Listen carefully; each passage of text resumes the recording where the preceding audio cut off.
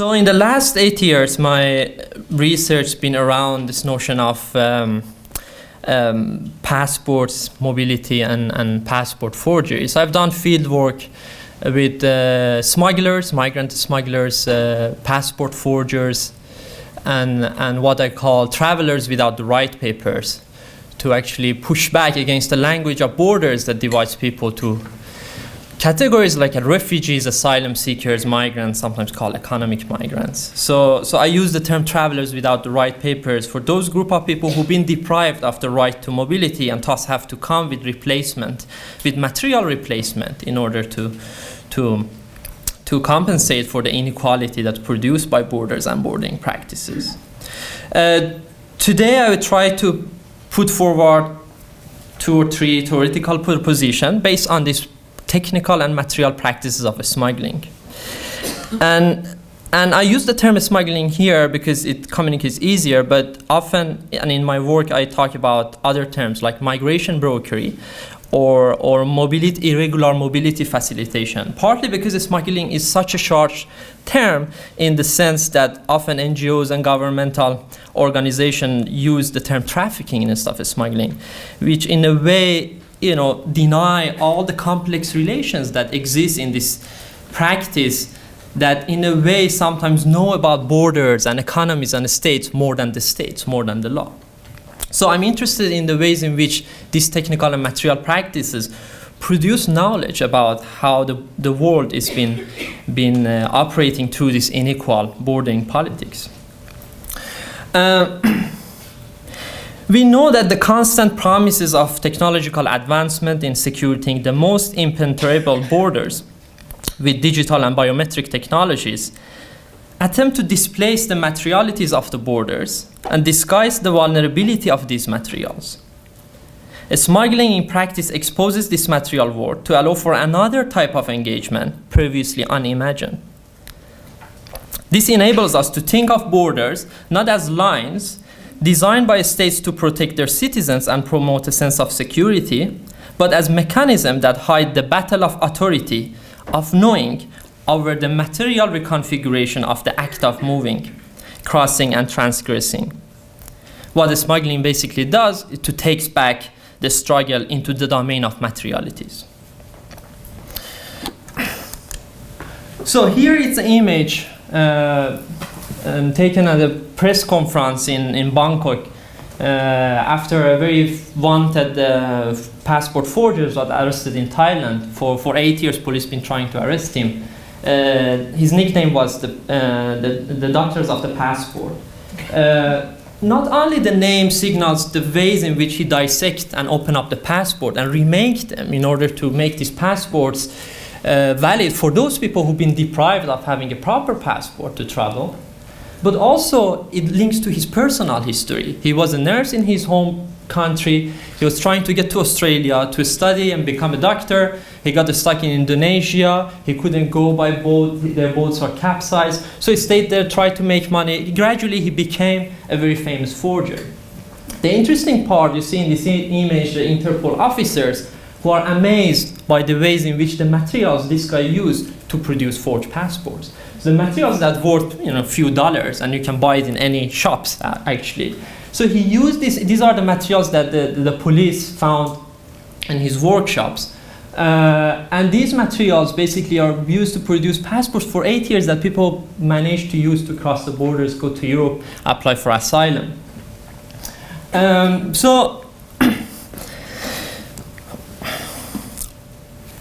Already today in the morning, lots of people talked about that we need to move from this idea of designing as problem solving to something else, right? But the question is what is this something else? So I'm trying here to propose to think of designing as a form of articulatory practice. And I use the articulation in the sense of the great Stuart Hall conceptualization of the term. What articulatory practice, or thinking of designing as an articulatory practice, basically helps us to be sensitive to the histories of design, to its politics and its limits, or what we can say, to borrow from Sarah Ahmed, to its orientation. By articulation here, I mean the act of negotiation in forging certain relations that may or may not follow the tendential, historical or material connections determined by strong forces that have shaped the current complex world, colonialism, imperialism, and capitalism. We cannot ignore that. We cannot sit today and talk about ethics of design without thinking of these forces that have shaped the current moment.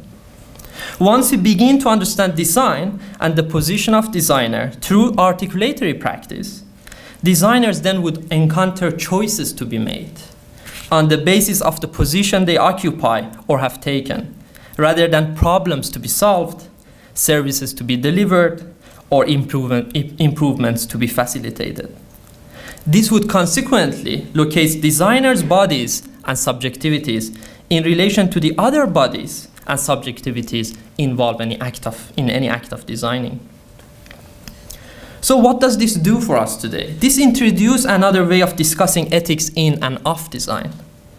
The ethics of design can no longer be reduced to a set of moral and judgmental concerns as some sort of external feature to be implemented and achieved, as Trench was discussing earlier. By thinking of design things as materially articulated and designing as an articulatory practice, then ethics becomes about recognizing the politics of the locations and conditions within which one works, and the politics that is generated from working within this condition. Consequently, the relation of ethics to design is not a matter of adding ethics to design or making this design ethical. It is about recognizing how design already contains ethical implications and being able to act on that recognition. For instance, in my own work, I have shown how passports for many inhabitants of the world, for the travelers without the right papers, are part of devising their lived experiences and of how they experience the world. For many, however, this artifact still is an instrument that at best would satisfy their needs and speed up their pace of mobility, when borders, border guards, and bodies are all connected to each other, as in the case of recent experiments with new smart boarding crossing initiatives in major airports of the global north. Yet designers who are busy with connecting devices, networks, people, and environment in more and more user-friendly ways so rarely recognize the disconnections they design as a consequences of their promotion of interactivity and digitalization. When a new e-passport acts as the border and border guard simultaneously to reduce the time spent in a passport check queues, for many this design is a way of smoothing their experience and interactions at the given checkpoints. Therefore, they don't feel the border. But what these designs do is to reduce our engagement with the world into limited and receptive measures that hide the politics of mobility and borders as the most important mechanism of global inequality. In this sense, the seemingly most ethical designer, best attuned to the needs of users through human-centered approach, as Cameron Tonkinwise, design scholar, would argue, will generate the least ethical outcome. So, the most ethical designer, the human-centered designer, would generate the least ethical outcome, the one that mostly fully services others' needs, thereby disabling them in understanding and recognizing the politics of design that is at work in any situation and context around materials and materialization. In this regard, perhaps the unfinished, not completely user-friendly, and half-functional design is more ethical than its more effective counterparts. And this is why travelers without the right papers, refugees and asylum seekers, migrants who use forged passports, forgers who forge passports, those whose passports function partially and only after modification provided by forgery can enact the ethics embedded in passport, the essential force of its materiality, better than the authentic owners, us, the citizens who carry one or more functional passports.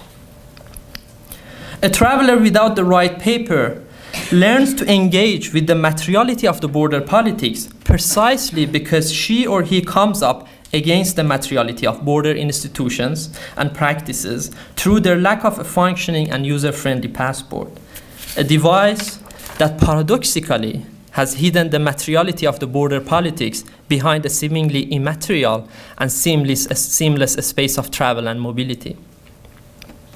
As Sarah Ahmad puts it, if we are hit by something, we become conscious of something. If we are hit by something, we become conscious of something. Those who don't come up against the materiality of the borders would not recognize the materiality of the right to move, and thus would not be able to enact the ethics embedded in the materiality of the world and its possibilities of access, movement, and residence. The first step in recognizing the ethics of design thus relies in recognizing the materiality of design, in recognizing its limits and its partiality in use for certain bodies, and reworking it towards the potentiality and possibilities that the situation offers. This also reveals how designing hide artifactual relations and render them as sublime and transcendental value and concepts. So here's a document. Currently I'm working on a material course from a very famous smuggler in Sweden who was deported to Sweden after living in Sweden for 20 years. He engaged in a smuggling process for almost 25 years on the political basis, as he claimed. The state claimed that he made benefits on exploitable migrants. But here I'm not going to go into discussion of if he's a hero or a victim, but my point here is the ways in which in these documents you see lots of traces of this technical reconfiguration made by the smuggler. So here, when the police raided his apartment, so they found lots of files on his computers, lots of Photoshop files of the first page of the passport he forged for his clients and the travelers. And in Swedish there is written 17 layers. That's the evidence of the crime. The forger managed to break the passport into 17 layers, right? So the different placeholders in order to change that, to reconfigure it for someone else. What's interesting is that any designers knows that, right? Any graphic kind of interface is composed of different elements, right? You compose them in order to produce different meaning and communicate different values. So here what the forger did, basically reverse engineered that, right? He broke up the passport in order to reconfigure and remake it for someone else and make it valid for someone else who was not from the beginning being given a valid passport. So you see that what the forger here does, basically it reveals the very technical and material aspects of concepts like citizenships, transcendental values, ideas that we think, has no specific history and just stay there. So he basically, in a very secular and material sense, trying to show us that how these things are fake, are produced, in a fake way, but they manage to present themselves as authentic.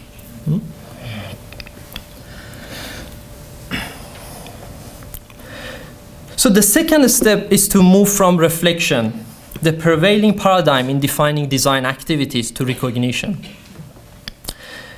This entails the recognition of the position of designers beyond institutional or professional ones. It also involves recognizing the existing material struggles of those who we wish our designing would address or collaborate with.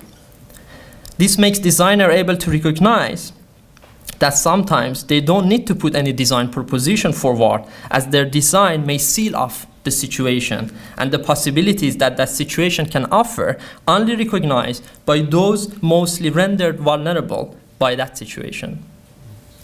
This is about recognizing the assumptions we designers hold that render a situation subject to design intervention and in need of designing institutionally and professionally.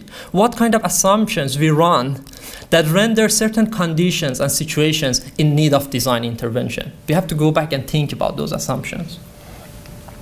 This is to say that to recognize the orientations, histories, and politics that identify the relations between the material world and bodies as given and natural is to trace how certain historical forces have shaped the context of that specific design in order for it to exist and operate.